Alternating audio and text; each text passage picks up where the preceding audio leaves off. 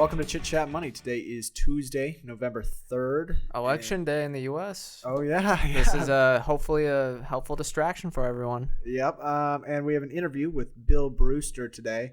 But before we get to that, we got a word from our partners, Yes. 7 Investing. They just launched their new recommendations. Do you and want to give the sales pitch, or do you want Yeah, sure. If you use our promo code CCM at checkout, you get $10 off your first month.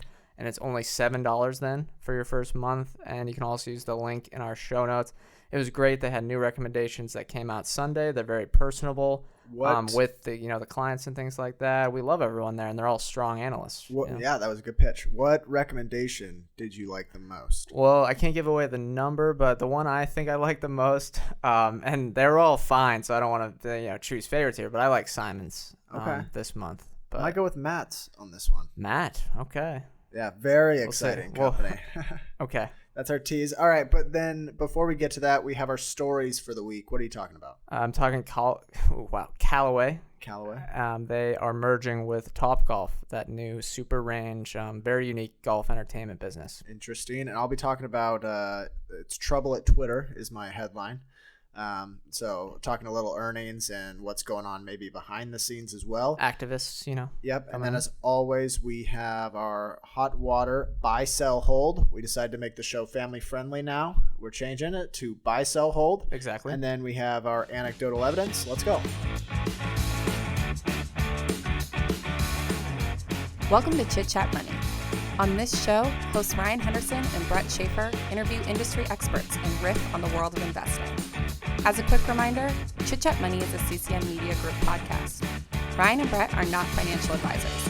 Anything discussed on Chit Chat Money by Ryan or Brett or any other podcast guest is not formal advice or a recommendation. Now please enjoy this episode. Okay, welcome in. To kick things off this week, Twitter reported that, most people will call them disappointing earnings. They beat on revenue and earnings, Wall Street's estimates, but their user growth was uncharacteristically slow. So they have now 187 million monetizable daily active users. That's up 29% year over year. However, it's only up 0.5% quarter over quarter in an election year, in an election time, and it's the run up to the election. That's not really a good look. And I think Twitter shares were down 21% after this report. Yeah, there was a huge drop. Yeah, I mean, that was really the highlight of the whole report was the slow user growth in an election year. First question, do you think that this slowdown is in reaction to the whole censorship topic? I think they're just bad at they're just bad at their business. You know what I mean? They have terrible ads. The ads never work, and the user experience has gotten a lot poorer. I mean, they probably made that mistake with that New York Post thing, but it's really just they kind of botched like what they were doing. I didn't really look into it, but again, they're very bad at doing that stuff. They're making a lot of decisions that are basically unwinnable. Doesn't it feel like they're always just in the most hectic possible situation? Well, if you read the book Hatching Twitter, good book, you'll understand that Twitter will not be successful until all of the founders are gone, and the only one remaining, I believe, is Jack Dorsey. So once he leaves soon, which you'll probably get to hear next, hopefully things will turn around, but if he's still there, it's going to be a mess. What would you do if you were Twitter? I heard a lot of people mention the Substack acquisition, and it seems like a no-brainer, at least to try. I know Substack might not be open to it. Maybe a partnership. I don't know. But don't you think that's a perfect inroad to subscriptions? Or just have a little bit of thought from Twitter. Just, make the ability to donate to Twitter feeds. You can make Twitter feeds subscription based, so you could make it just Substack itself. You already have way more users, and you could still keep the same product as it is, but you could subscribe to people, and then just a little bit of innovation like that. I don't know. They're not really trying a lot. No, they don't try anything. Have you seen? I mean, when's the last time a promoted tweet actually worked? They're so bad. It's actually surprising how bad it is. This is all amidst Elliott Management still being an activist investor in the company.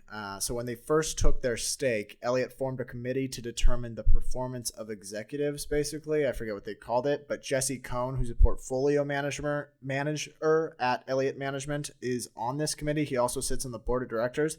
Their job is basically, they put this committee in place to make sure, really to scare Dorsey, I imagine, but it's to judge performance of the CEO. And so if they have bad performance, they write a report, it gets submitted to the board of directors, and you put up for discussion whether or not Dorsey belongs there still, essentially. Yeah, and then that's hopefully going to come to ahead this winter. So we'll see what happens then. It looks like he'll probably get removed. I know there's that leak from the executives that he is not even like a part-time CEO. They say he's an absent CEO, which is quite concerning, giving, I don't know, it just seems like his focus isn't there. It seems at Square he's kind of focused more, which is his other business, and it's quite a large one, and it's where I think 90% of his wealth is. But it's just, they need new management. That's the same old thing, that's it. They need new management, and they said it's just so bad right now. Elliott Management said they won't take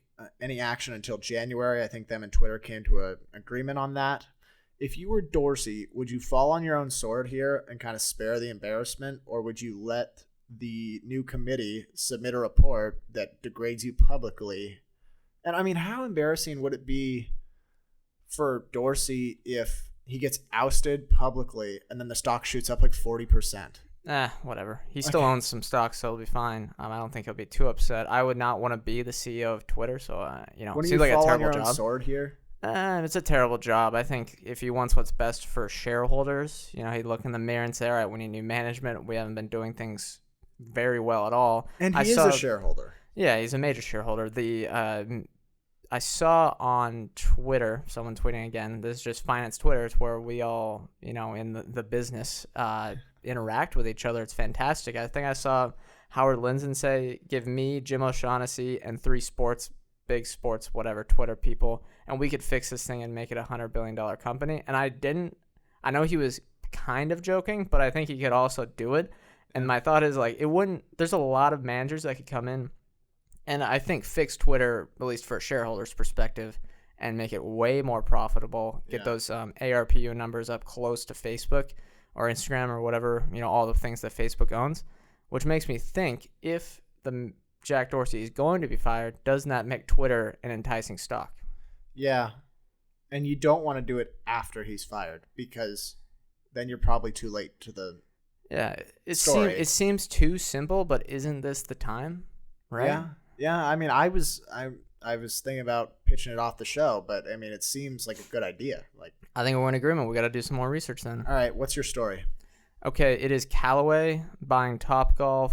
If you don't know, Callaway is one of the big brands in the golf equipment space. So think of them, TaylorMade, Titleist, Nike's in there a bit.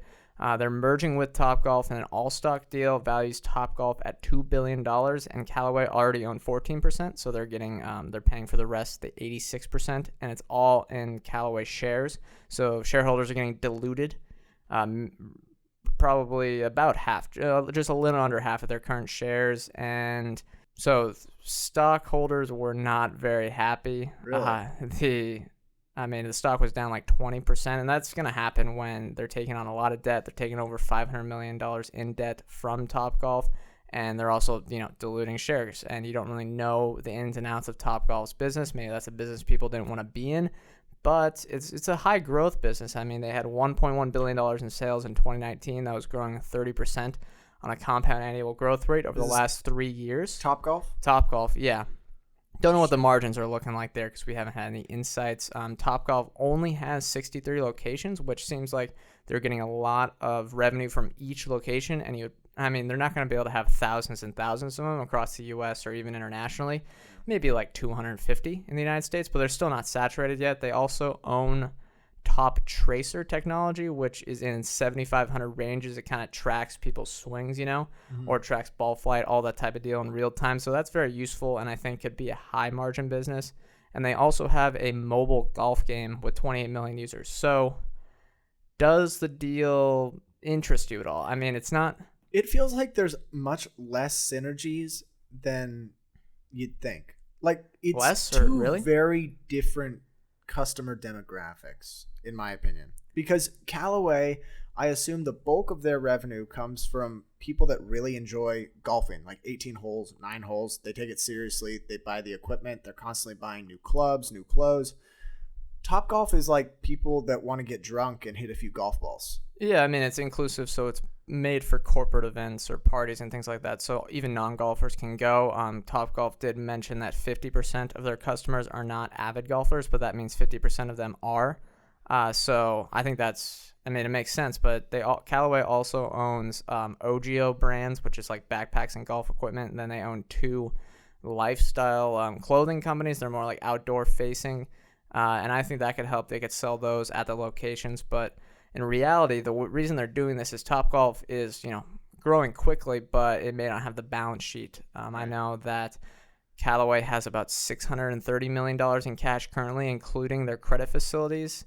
They've been hurt a little bit by the pandemic, but it's also, I don't know. It seems like Topgolf will be the majority of this business going forward, and $2 billion is a little pricey, and it's a big bet, but I think that, I don't know, having Callaway as with all the customers at Topgolf, I think they have 23 million annually.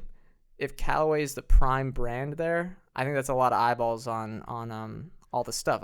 Sure. That has to work, right? If they're, you know what, if they were just blatant about it and said like, hey, we think Topgolf's a really good business. We think they can expand nationally, which I do. I like going to Topgolf, but I'm also not an avid golfer. And they also have this other side of their business, the Top Tracer technology that they think is going to be good. That's fine. If they start selling everyone on synergies, like we're going to start selling stuff, Callaway stuff in the pro shop there, then I might get a little concerned because I think they might spend maybe too much money trying to merge the businesses. I'd rather them just be like, yeah, we're taking a stake in a good business. Well, I mean, how much money could they waste? I don't know, but I just don't see the synergies. Like, you spend money trying to integrate 2 businesses together. I think I disagree because if 50% are avid golfers... They don't say are avid golfers. They say 50% are not. So 50% could be like, yeah, we kind of like it. Yeah, but no, 50% is not real, like, traditional people that golf a lot, and 50% of the people that are buying the equipment. There's some people that are going in tennis shoes. Half are going in tennis shoes and half have golf shoes. And I think that's a big opportunity. That's over 10 million customers that could potentially be buying golf balls, bags, coats, everything, clubs, putters, all that stuff. Yeah, I mean, yeah. Wouldn't you rather see Callaway go like direct to consumer and like spend most of their money focusing on their digital experience? I haven't tried it. Golfing is different because you got to test out. If you're doing balls, shirts, balls pants. And shirts are fine, but if you're doing clubs, which is the big dollars, that you need to test in person. So that's what could be the benefit there is you could do all the testing of clubs because it's really it's a personal fit, and at least in my experience, I've had negative. Buying a golf club off Amazon wasn't a good experience for me. I got a terrible club. So you think they could sell the clubs at Topgolf successfully? Yeah, or just have testing centers and stuff like that. Yeah, I mean, it's interesting. There's a lot of people going to these places, and yeah, I think there's just potential there. There is a lot of potential to mess it up, and they got to get it right. But yeah, maybe that's like their replacement for the sports authorities or the Dick's Sporting Goods. Like, this is just how you get people towards your clubs. Yeah, I mean, that is direct to consumer now. Technically, it's not online, but it is a retail location now owned by Callaway. Okay, current state of FinTwit. I just have one note. Okay, I think one of mine was Twitter, so I guess I only have 2. Okay, so did you see this stuff about a Columbia Business School hedge fund type of thing? Like, it was one of mine too. Yeah. Yeah. So very funny. This guy wrote a Substack piece. I'm blanking on his name right now, but he wrote a Substack piece. Mario Gabriel. About good compounding businesses and referenced the word compounders apparently. And basically this hedge fund said that a lot of the work was plagiarized and that they coined the term compounders. Nice. Which is mind-blowing. Yeah, it was ridiculous. I don't know if it was a blunder or like. What word would you coin? Would I coin? buy the BTFD, right? Buy the dip. Well, Yeah, no, right. not BTD, BTFD, right? Yeah, but we're family friendly now. Yeah, well, so I thought we BTF, we can swear, right? we can still swear, Yeah, but buy the fucking dip. But Okay. people, yeah. But any current state of FinTwit for you? Okay, I had that one, so I guess we'll move on to my next one. Oh yeah, Steve Cohen, the guy that is a famous hedge fund manager who was in the crosshairs of the SEC and all those people that look after. It's kind of like Billions. He's one of the people based off him. He has 38 likes on his Twitter, and they're quite strange. He hasn't tweeted ever, but he liked something about Elon Musk's Twitter meltdown. He liked some viral tweet about dating apps and serial killers, and he liked something about trends in Benz. It's since airing nationwide, researchers report a striking new approach to fitness over 50. So Steve might be trying to get in shape. Is this the guy that just bought the Mets? Yeah, that's what I said. Yeah, the guy that just bought the Mets. Does he also own the Carolina Panthers? No, that's David Tepper. Okay. But there was a good I think it was resurfaced from 2010. I forget who tweeted it, but there's a funny article about David Tepper, who owns the Carolina Panthers in the midst of the financial crisis. There's a bunch of funny things about him buying a $50 million house just to smite the Goldman Sachs guy that wouldn't make him partner. And he was like, yeah, you could say as a little form of justice. But then they also talked about how back in his old days, I guess it's a little bit of a tangent, but I can't keep forgetting about this line. He said, what was he yelling at one of his analysts? And he said, you know what a schmuck looks like? Find a mirror. Like he was yelling. I assume it was in a little bit of an angrier tone, but I can't imagine it was stress-free working for that guy. Yeah. And Steve Cohen as well. Yeah. All right. Well, next we have an interview with Bill Brewster. What was sort of your highlights? Yeah, we focused on Robinhood. We are anti-Robinhood here, and he, nice. He has a story. Yeah, he has a story about that as well. And I don't know, we kind of agreed on some things, but he also brought to light some of the slightly manipulative ways that they go about nudging people into being traders. And I had come up with some on my own, but he had some things I hadn't even thought about before. Yeah, and I think we tried to go at it in sort of a proactive way of how can maybe they alter the service to make it better. And I thought he had some good insights on that as well. So here you go. Okay, today we are welcomed by Bill Brewster. You may know his voice from Value After Hours, familiar voice to us. We've listened to the show a few times, but let's get started with your investing career. How'd you get started? When did you get started? And what do you do now? I guess I got interested in the markets in '98. At high school, I was in high school and everybody in the library was day trading, it seemed like. And I went to school with some kids whose dads, you could follow what they were selling. So that was sort of fun. And then we'd talk to the kids in class or whatever. So that was sort of my introduction to the markets. And then, lived through 2000, went to college and was sort of taught a lot of the efficient markets hypothesis and didn't really believe that, especially considering what we'd just gone through. Got out and didn't really know what I wanted to do. So I went to law school, and then sometime along then stumbled into some Buffett and also Bogle, right? The Vanguard guy. Right. And the Buffett stuff sort of talked to me a little bit more than Bogle, and that began the progression. So I've been following the markets for a long time. I would say I've been doing this sort of professionally for probably about 5 years, and I've been competent for maybe 3. Okay. And then what it like, presuming that I'm competent now. Yeah. So what do you do now? Do you manage, I think you said you manage your family's money. Do you do anything else? It's just family. I don't know where I want to take it. So we'll see. All right, that sounds good. What would you describe your style and philosophy as? I know you're a Buffett acolyte, I guess I could say. You follow them a lot. Is that kind of how you do it, or is there a little bit of a mix with something else? No, I think I think I get into. I definitely don't run it like he does. Like my portfolio. I think he's much more waiting for a certain bet than I am, and I think I'm willing to take a little bit more of a flyer on certain ideas.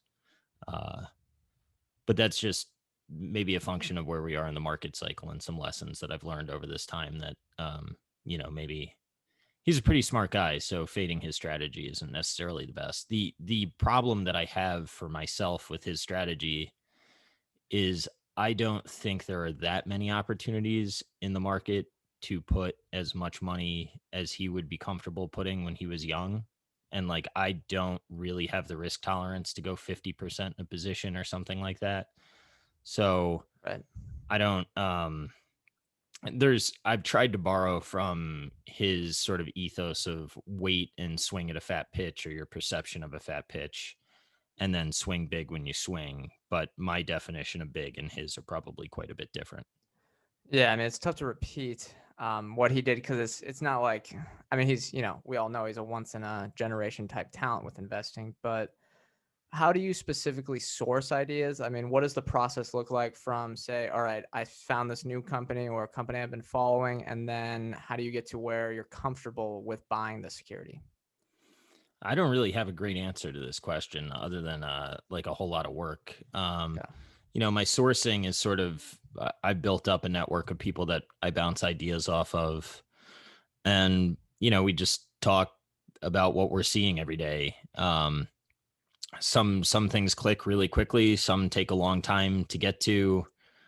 I guess that the things that, I don't know, I'm just thinking back. I guess the things that have clicked a little bit quicker have probably worked a little bit easier. So maybe that's a bit of a takeaway. Okay. Um, How does but how does FinTwit help? Do you find any negatives or positives with that? well, I mean, I love the people there. I went there because I left a commercial banking career and I didn't want to just disappear.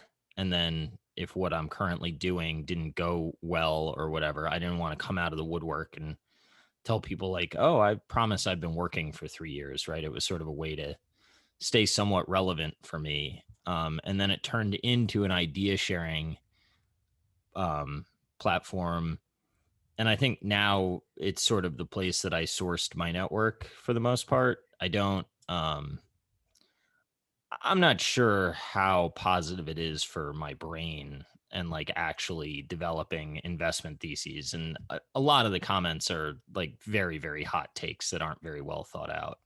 Some are very good, but I think more often than not, the magic happens in direct messages than on FinTwit.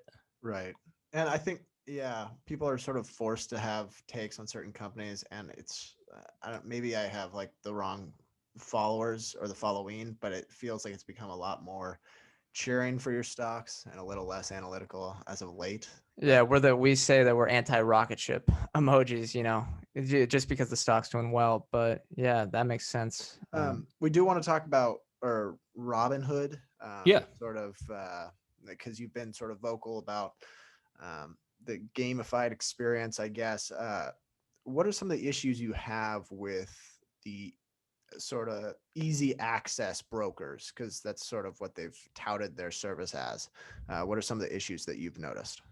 Yeah, well, I mean, to begin, I lost a family member to suicide. That was, they may not have, I don't, the causation is difficult to argue, right? Right. But at a minimum, I think they played a fairly large role in the incident happening. And the way that I would argue that they should have foreseen what was going to happen is, I don't think that you can have growth like they have and then also have it's pretty clear, at least from my inbound messages and some news stories about the platform going down. Like, it's one thing if you're growing as a social media platform and your platform goes down, like no one really cares. Right. But if you have options trading on your platform, the idea that your platform would go down or you wouldn't have sufficient customer service, like, I don't care if it's Robinhood, I don't care if it's TD, that is absolutely not acceptable, especially when options are the primary way that it appears they're getting paid. I'm not sure that that's factual, but I've seen news stories, and it seems by reading how they're compensated. I mean, options are very, very fast moving. So the idea that they wouldn't have sufficient infrastructure to handle the requests is like very short-sighted. And I mean, I think that's a pretty egregious oversight on their part. Right. And then the options specifically, is this a big issue where, so I go on Schwab, and you have to get actually approved for different levels of options trading, and you actually get denied. But when, at least in personal experience, when we go on Robinhood or one of the, day trading apps that are currently very popular, you apply to get approved, but we had $1,000 in the account and you get approved immediately. It seems like there's no vetting process. Is that something that could help with that? Yeah, that's pathetic. Right? There should be some restrictions. Yeah, no, that's crazy. And the idea that somehow that's democratizing what the wealthy do is a laughable concept. Right. The wealthy are not day trading options. Like, you're out of your mind if they're not out of their minds. When I've seen that quote in papers, it's driven me nuts, because what the wealthy do is they invest in the firms that back Robinhood to make money off the people that are day trading options. The wealthy are not day trading options. Yeah. Right. The wealthy are the VC and the PE funds and their LPs. So like this idea of you want to democratize investing, let people invest in those funds. That's right. Democratizing investing. Selling people that don't know better financial dynamite is not democratizing investing. It's turning the market into gambling.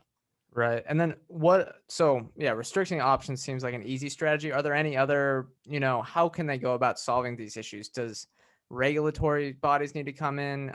Does new management need to come in, or do the incentives need to change? Or just a combo of all those?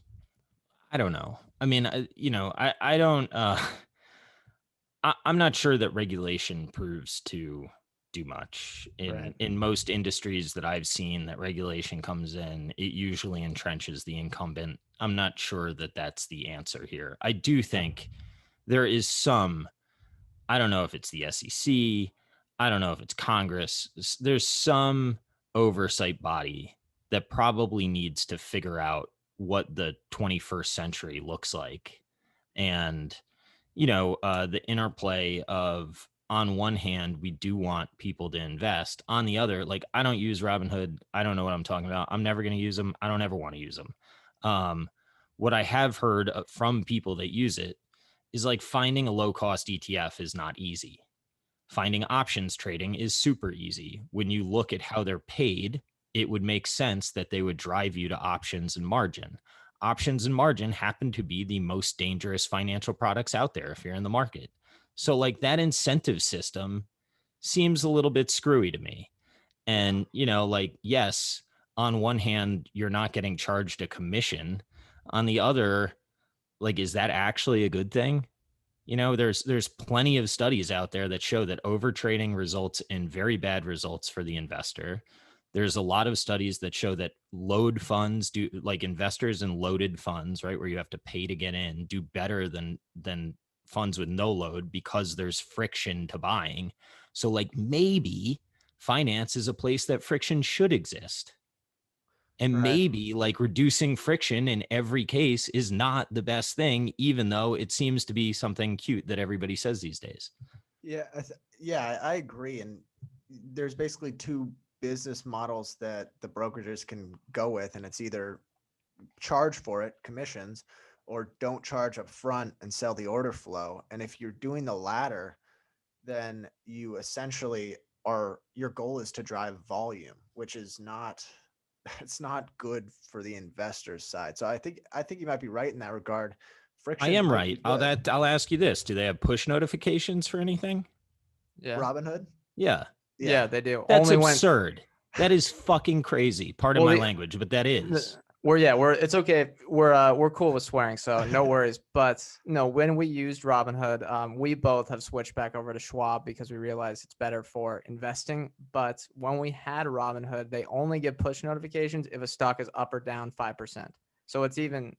So that's like that's kind of crazy, right? Okay, great. So earnings came out and you get a push notification that your stock's moving. Like, to me, if you're building a tool that you are incentivized to get paid on order flow, it's probably a good idea to induce a push notification when the stock is moving around a lot and somebody is at an emotional high.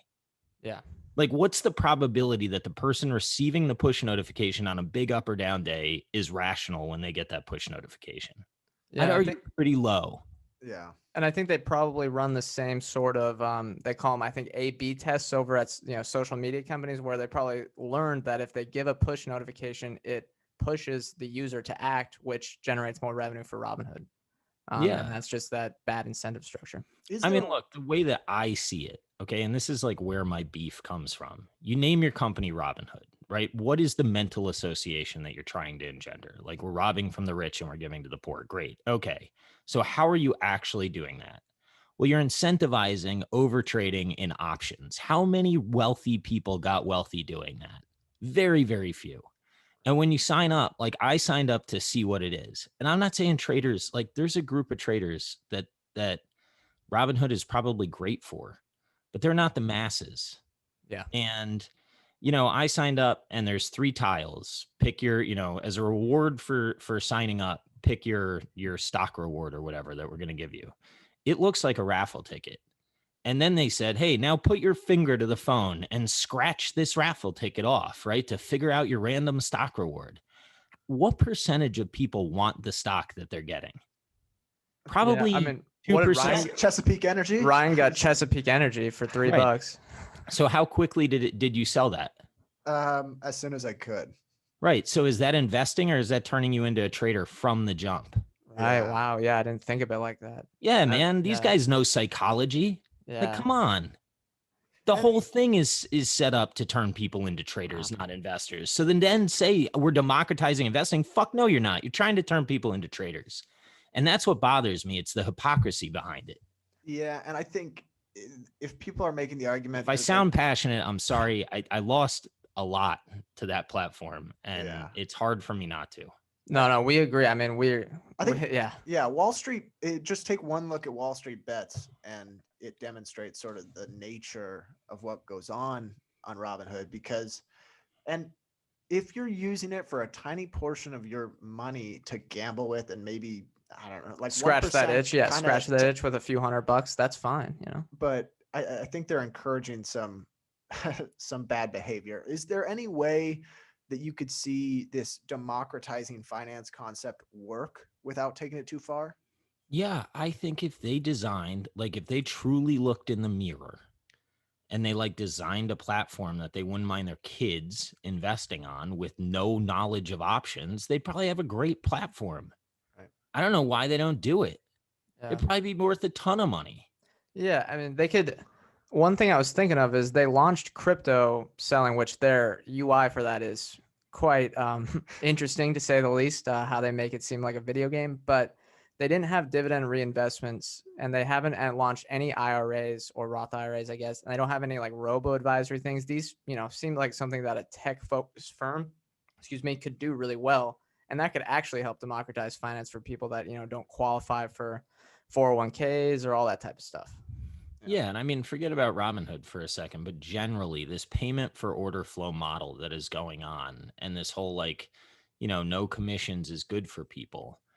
Over trading is not good for people. Yeah. Like it just isn't. So in order to change it, you have to be willing to take a hit. And I mean, if it's Schwab, they got the same problem that Robinhood does. You have to take a step back in order to go forward. And there aren't that many companies that are willing to do that. And I suspect, like, in the public markets, you're going to get a stock hit. I doubt that Robinhood's backers really want them to pull back on the throttle. I suspect they're saying go full bore so that we can IPO. Right. Yeah. And I mean, Schwab was able to do that because they had Schwab Bank. And I mean, I think trading revenue only made up around like 8% of the top line. And they also sell order flow, but it makes up a very small portion of their overall top line. Other brokerages can't do that. So they have to rely on selling the order flow, which the only way you increase revenue is to encourage more trading. And it just feels like it's an inherently bad way to generate money. Yeah. Yeah, I mean, it's I over trading isn't good. I don't care what. I mean, find me a study that says that people do better over trading. And then, if you're saying that their video, like a trading platform in crypto feels a little bit like a video game, I mean, addicting people to the markets is really not a good concept, right? Yeah. Like the markets, people do better in the markets when they think long term and they buy something and they think about owning the business. Like people that are in the business aren't addicted to their private market valuation all the time and how much is it moving around and getting a push notification if somebody tells them one day that it's up 5%. Like it encourages insane emotional behavior. How much of that do you think comes down to just like in a really pretty user interface? I mean, I think that they have obviously got a slick platform. I don't think you can grow that quickly without something that's like fun to deal with. But casinos are fun to go to too. I'm not sure that Yeah. everyone casino on the phone. Right. Right. Yeah. Do we have any more? Yeah. If you got to make one change to their service, what would it be? I don't know. I mean, look, I think that their founder, the letter that they released after the incident that I went through with them, if they actually invest, I'll tell you what I would do. I would have customer service representatives that could pick up a phone. And I know that they think that that wouldn't change, but I know for a fact that when my cousin-in-law wrote the letter that he wrote, he was sitting at his phone looking at it like 11:30 at night on a Thursday. I suspect he probably tried to reach out to somebody. Given what I know about that platform, people wrote me all the time. They were like, "These guys take 5 days to respond." You cannot have an options trading platform that people do not get responses immediately. It can't happen. And yeah, we saw it with the accounts getting hacked the other week where It took 14 days or 7 to 14 days to respond.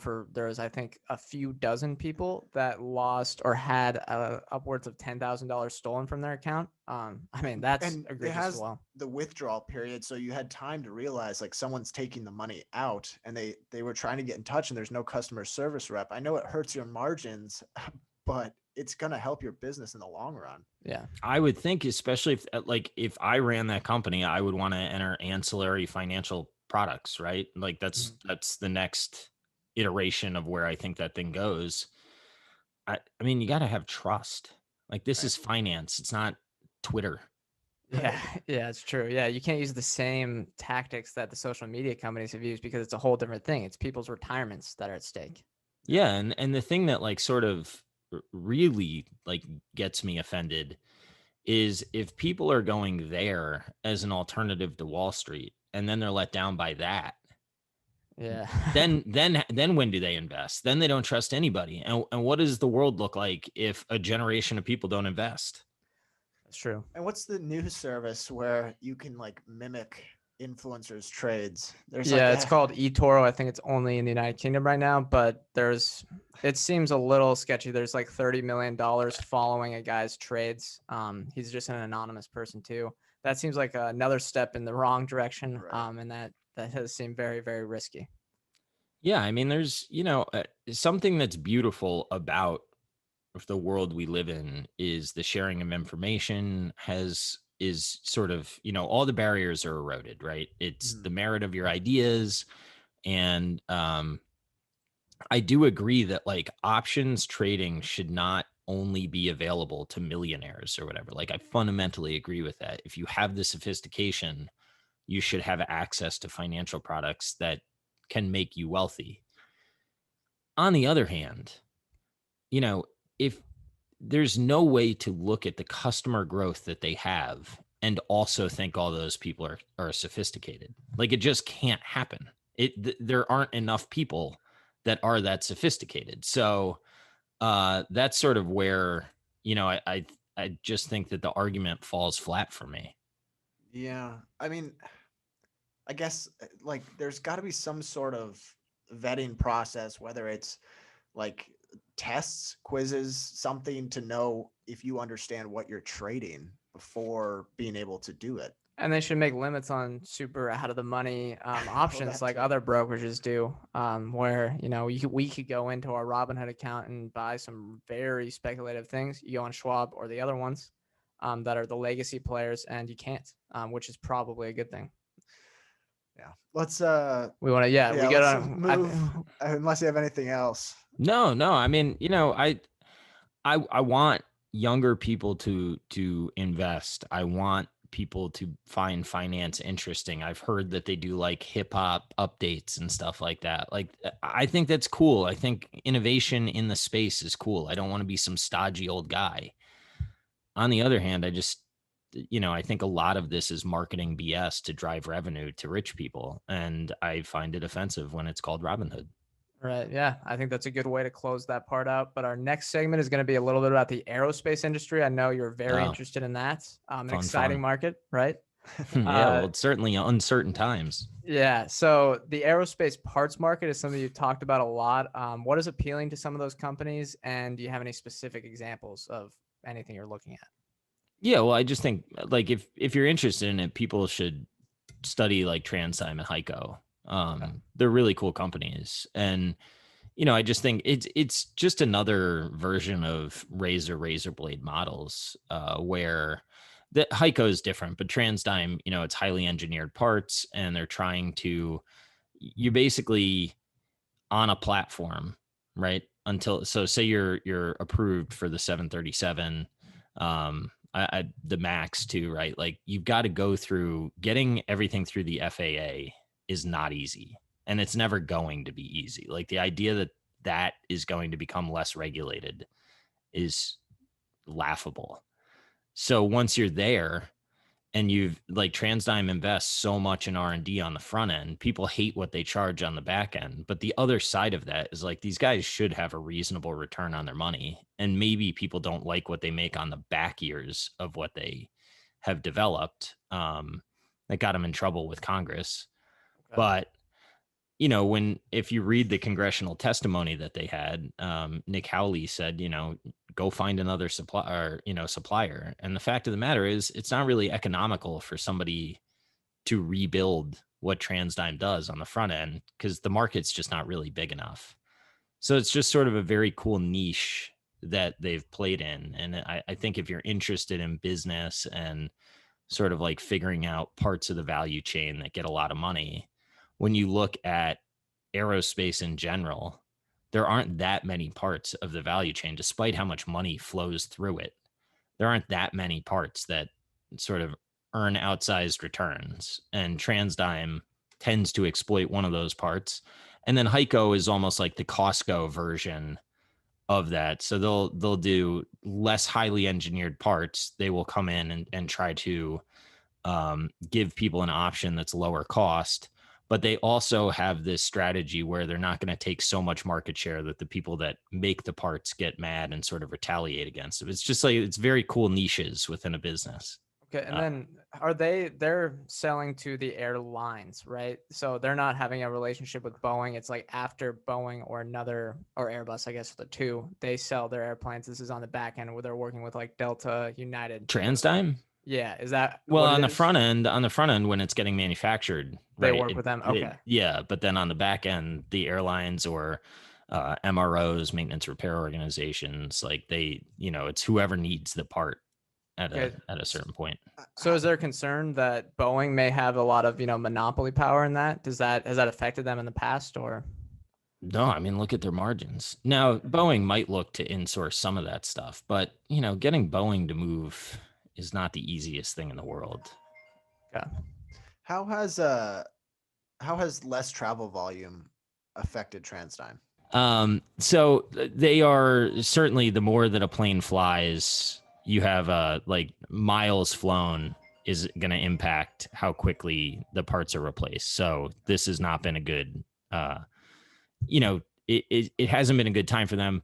What I would say is, however hard it has been for them, it's been harder for the smaller guys.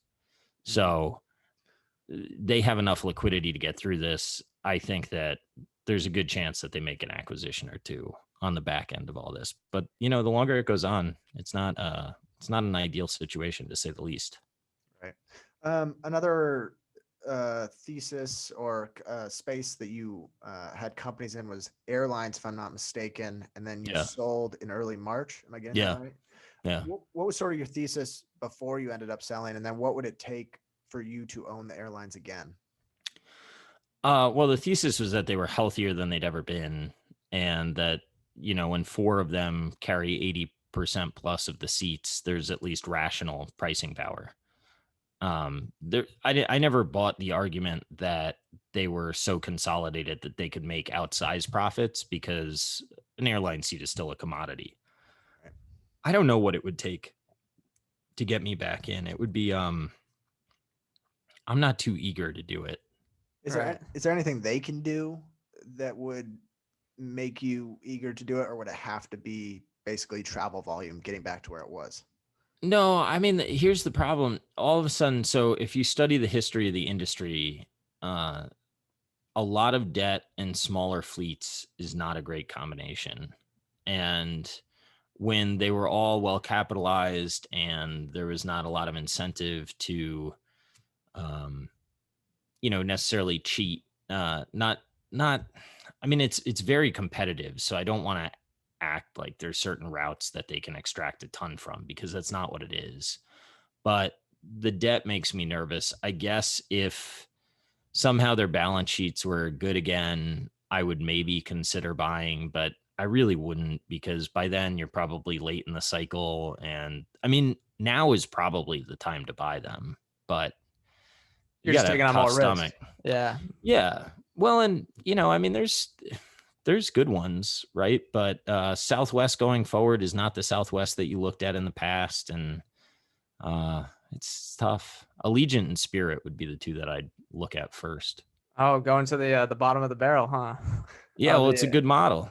Like, at the Right. end of the day, people buy tickets based on price, and leisure and point to point is the first that's going to bounce back. I think business travel, it's very, very hard to argue to me that business travel is going to come back quickly, especially long haul business travel. So That's a good point. that's where I would play. All right, we've got our wrap up. I'm not telling people to play that. Yeah, It's a yeah. scary Not game. not investment advice at all. Yeah. But we'll hit the wrap up questions here. We have one extra because you have your show that you've been doing, I think, for at least 18 months or so, Value After Hours with Tobias and Jake Yeah. Taylor. I don't know that it's that long. I think it's maybe A year. Yeah. A year. And then it's Yeah. called Value After Hours. What value has that provided you? Oh man, it's been fun. I like it. I really, I mean, I respect Toby. I think, like, his book Deep Value, I think, is a very, very, very good book. So Deep Value is an excellent book. And then to be able to get to know Jake better, we've all known each other for a while. I mean, we met at Berkshire and went out and got sauce together, and it was a lot of fun. There you go. But now this is sort of like a weekly reason to get together, and it's been fun. Yeah, I mean, we learn a lot from that, and I think, having that discussion each week. Yeah. It's terrifying to know how smart the listeners are on the other end. Right. Yeah. I get pinged about stuff, and I'm like, oh man, I wish I didn't say it that way. Or, Yeah. Here. Yeah. You have Ian. This guy, is listening. Yeah. Yeah. Yeah. You always joke that Greenblatt's listening, right? Oh yeah. Well, I like to say that anyone's listening that's on my mind. Munger, Right. what's up? Yeah, Munger. Yeah. Hey, Charlie, I know you follow me around, right? He's listening to this, I'm sure. One more wrap up question, or we got two more. First one, what is one financial saying that you disagree with? I don't like this whole narrative of buy companies that make you feel good right now. I think that's bound to end badly. What is that? What is that specific? Yeah. I don't know. I just think, like, there's way too much of this. Think about the options far out into the future and buy a company that makes you feel good. And I get it. I think that if that mentality helps you hold through really tough times or helps you hold long term, then maybe it can work.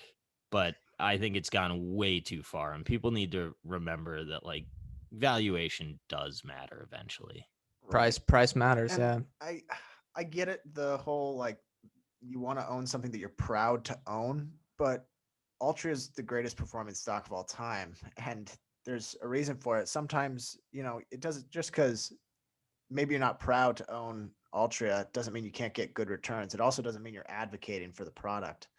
But yeah. Yeah, well, on the secondary market, like, I mean, I guess you could argue that in theory, if you think that Altria needs to raise a secondary offering, Yeah, that you're supporting the price that they would, they don't need to. yeah, That First, you are only exploiting a condition of the world right now if you're buying the stock. Right. Yeah, in my opinion. Yeah, if a company has to survive on cash flows, then you're really not doing anything. But if it's, say, someone like Shopify, you may be giving them a sort of an advantage if you're thinking they're changing the world for a better place. And I think they are. That's what's this idea of being proud of what you own is what leads to sort of irrational electric vehicle valuations like we had with Nikola however long ago. Yeah. I mean, because everyone wants to own ESG is popular now, but I don't know. It seems. Yeah, you do. It seems like it's led to some irrational valuations. It objectively has. I just don't know which ones are that irrational, but I know that there's some out there that are. Yeah. All right. Well, our last question that we always ask is one piece of advice for anyone that wants to make a career out of investing. So I think that's perfect for you. Don't overtrade would be one. I think the most important thing that Buffett says is, it takes a whole life to build a reputation and 5 seconds to ruin it. And, I hope that people know that when I say something, I do care if I'm wrong, but like, I don't really care if I'm wrong. I care if people think that I'm saying it to like pump my book. I get I get pissed when people say that, because that's not what I'm in this for. Plus, I don't have the ability to sway the market cap of any of these things. But if you did, or like outright fraud or anything like that, I mean, I know that it's sort of silly to say, but that stuff will stick with you, and you can never shake it. Like, your integrity is everything. All right. Well, that's all the questions we have. Thanks for joining us, Bill. Had a great time. Yeah, thanks for having me. Okay, welcome back in. Thanks again to Bill for coming on the show. Enjoyed that interview. But next we have hot water. I have 3. Okay. I kind of like mine. Go ahead. Okay, so we're in hot water because Jerome Powell apparently has a Twitter burner account. Oh. We've said that before, that just because people on Twitter like a stock doesn't make it consensus. Does this change your thinking at all? That the Fed chairman is like sitting there on Twitter for stock tips? Yeah, I mean, people joke about him affecting the market. In individual stocks, he may affect it a little bit less compared to maybe just the broad indices. But yeah, I mean, you're the one you're more on the side of that Twitter is more of a little bit of a finance bubble, and you don't want to get caught into that. I think it's a little more consensus than people think. Even if it is only 10% of people in finance on there, that I don't think is, like, it doesn't mean it's not statistically relevant. Because I'm picturing, like, why would he have a Twitter burner account other than, like, memes of himself, other than to, like, sort of gauge consensus, like, gauge what the, like, thought process is of most investors. And or just angrily troll QTR or whatever. Yeah. He probably has an egg, and then he's just in quote the Ravens mentions all the time. Who do you think his burner account is? His burner? Is that right? I think it can't be one that's popular, because he wouldn't want to do that to expose himself. It's probably not following anyone or not tweeting very much. It's just on there, like, one, an egg, just following people. Okay. Second one here. Costco's in hot water. This week, Costco stated that they will no longer stock the coconut milk products from their Thai distributor amid allegations that they are using monkeys as forced labor. Yeah, that's crazy. How is that even possible? Monkeys are pretty smart. But they just got a factory full of them, working them on the supply line? Look, yeah, I don't agree with using them, but I think the thought was likely, it's free. They don't have to pay salaries. And it's good that they stopped, because it probably isn't affecting Costco's bottom line, very much, like getting rid of them, and it's just bad luck for PR and stuff. Costco was not the first one to do it either. I think they were supplying to Walmart, Walgreens, a bunch. So, do you know what the brand was? The Thai distributor? Yeah. Or the brand, I don't know what the brand was. It was some sort of coconut milk, but they said if you look for the coconut milk, you're not going to find it. I believe the PETA, which is like the PETA, it's the People for Ethical Treatment of Animals, roughly. Yep. I think that's what it's called. The president was like, no shopper wants to buy something from chained monkeys plucking coconuts like machines. Yeah. So I don't know. I mean, I don't know what's going on, but it was a crazy headline to read. So the Southeast Asia, it reminds me of a Always Sunny episode with Frank. If everyone knows that show, that reminds me of something that he would do. He's a fictional character. We are in hot water again for my third one.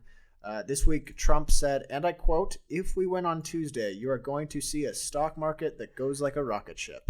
Yeah, he had no idea Trump was so active on financial Twitter. Yeah, he definitely, his burners were following us because he saw those rocket ship, anti-rocket ship tweets. As a podcast of the people, I think it's best that we denounce rocket ship emojis. Yeah, I'm an anti-rocket ship podcast. I'm also an anti-eyeball and anti. I'm a hypocrite in that regard. I've done the eyeballs, the ticker and the eyeballs. Yeah, rocket ships are number one. I've probably used eyeballs before, but they annoy me when it's just like price target raised. Oh, eyeballs. Oh, cool. What's the other one? There's one more. Oh, the line going up and to the right, the graph. Oh, yeah, hypocrite there again as well. That's me.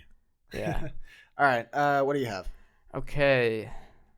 Instagram influencers that are humans. I guess there's some computer generated accounts that just make computer generated, typically women that have 300,000 followers. Like fake people?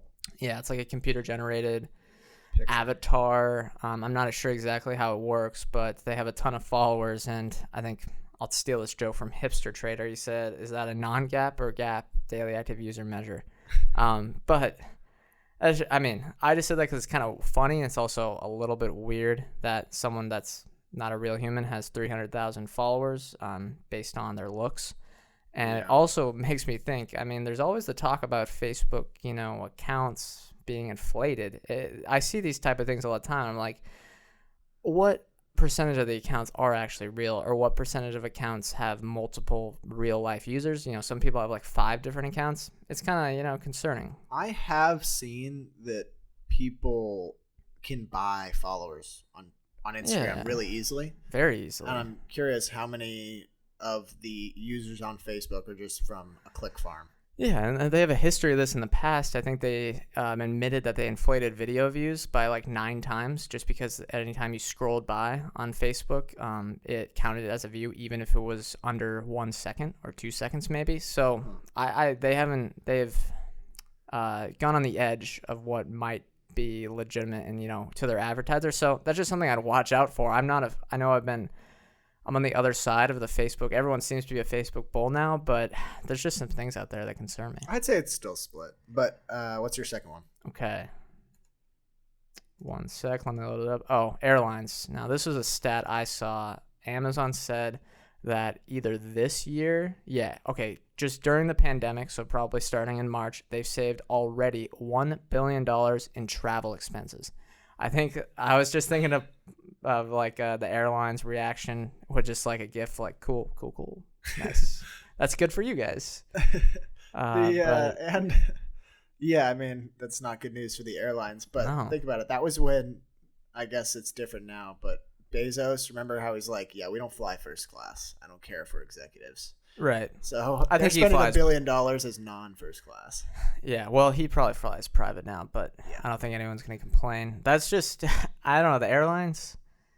I like Alaska. I never probably own an airline, and I guess we did talk about that a little bit with Bill, but it just seems like the business travel's never, I hate to say never, but never going to recover. And that's just, the businesses are just going to be smaller, and they're going to have a lot more debt. Who wants to own these at all? I think probably we're going to see a lot of consolidation. I think business travel in some regard will come back. It won't be to levels that it was before, so it's just going to be smaller businesses and maybe less businesses. Maybe, yeah. God, I don't know. It seems like I guess it was a big hot topic in the spring, but it's still like business travel hasn't recovered, and What, are we just going to bail out the airlines every 3 years? Like, come on. Do you have any other ones? No, that's it. Okay. Buy, sell, hold. Right. The theme this week is companies reporting on Thursday. You're not going to like these companies. Oof. It's Uber, GM, and Regeneron. Regeneron, correct me, is Regeneron a vaccine company? Yeah. You haven't seen that commercial? Nah. Or the Trump edit video? Oh, yeah. Yes. I think. He touted him after he was cured or God. cleared of COVID. Right. But are they a vaccine or a treatment? I think they're a therapeutic. They're a therapy thing type deal. It's not like a vaccine. I'm staying away from those. I hate those. All of them? Companies, not those. I mean, it's just. You got to buy, sell, hold something. It's what it is. It's just Russian roulette. One of them is gonna just. Yeah, one of them might you hit. can't lose all your capital. Yeah, I mean, GM and Uber suck too. I guess I'd marry GM, just because we're on Cruise, the anti-Tesla. Right?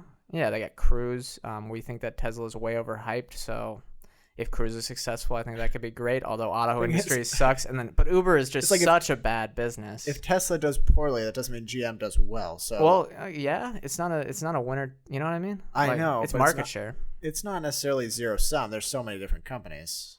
Yeah, it's true. I mean, yeah, there's Ford and Toyota and Daimler and VW. Yeah, I know, but it's just one less company out there. I mean, gosh, Uber is so bad though. I might have to not kill him. Sorry, excuse me. Hold on. Hold Uber, even though I think it's a dead business too. I think GM and I don't know, Regeneron. This is a tough one. I'm gonna buy Regeneron.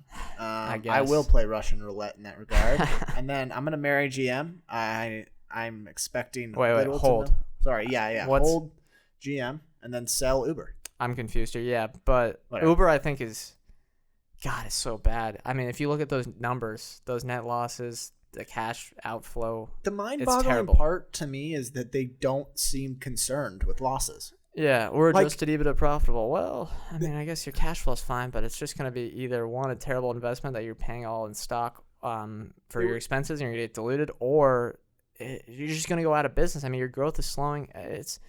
It's terrible. They're like, yep, we lost $2.2 billion this quarter, but we saw a lot of optimism, and we only have, we have about 4 quarters of our burn rate left. But hold on, we should get adjusted EBITDA profitable by end of 2021, which isn't real profitability, but we're gonna say it is. Yeah. All right. Anecdotal evidence this week.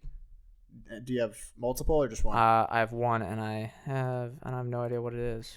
Okay, so I'll go first then. I saw a chart this week with the 28 companies that have had higher than an 18% compounded annual growth rate for more than 30 years. Oh. Which of these 3 companies was not one of them? Okay, wow. Electronic Arts, Charles Schwab, and Walmart. Schwab. No. Wow, really? Walmart. On a 30-year. Schwab's been bad the last decade, but it's Walmart. EA and Schwab have had plus 18%. I knew EA was one because we've researched them a lot. But I don't think Schwab's had a great last decade, though. Yeah, I guess the 2 decades before were kind of their heyday. And you can kind of compensate for a bad decade with really good decades prior. But Walmart what is it, just a little bit below? Or was I imagine it was just below 18% over the last 30 years. I don't know. It wasn't on the chart. Yeah, so. I know that they were a high flyer in the 70s, 80s, and early 90s. So maybe they got a little bit overvalued. In the last 20 years, they've kind of, fulfilled that valuation. Sort of like a Netflix type deal or something. What was your anecdotal? Okay. This is just kind of a funny anecdote from this newspaper. I want to see what you think here. Brady can also, he uses this app, so he may be nodding in agreement. It says, Paul, a startup founder in New York, says he and his staff are less stressed since they started microdosing, which is microdosing LSD or mushrooms, but he couldn't be totally sure about the cause and effect. He thinks it may have also been project management app Asana, which they started using at the same time. So correlation or causation. Is microdosing the new SaaS? I'll take microdosing over Asana. I hate this Asana app. Brady always tries to make us use it here, and it's fine. You don't have to use it. But I'm guessing the least organized of the 3. Yeah, that's it for me. Is that all you have? Yeah, but okay. I just thought that's funny that these guys think that. Yeah, I've been microdosing. Maybe that's probably why I'm way more organized. Actually, you know what? I think I have another one. Okay. I've thought about this. I think Instagram could be a competitor to some of them like Match Groups, but not the actual Instagram. I think Facebook could spin off Instagram has, like some sort of adjacent Instagram dating product. Yeah, Instagram's basically, from what I hear, someone that's not on there, that it has a lot of basically the dating features for free already. You know, you just message people.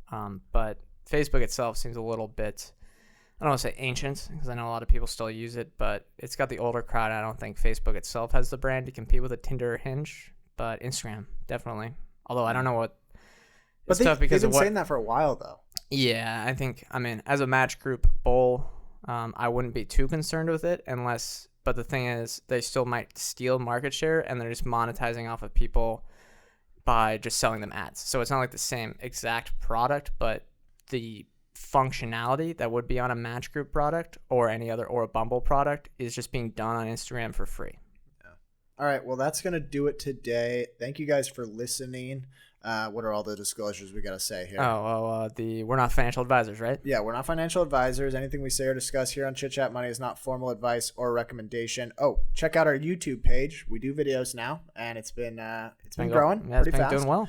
And then you can email us, chitchatmoneypodcast@gmail.com, if you got any show recommendations. Always tweet at us as well. Thank you guys for listening. We'll see you next week.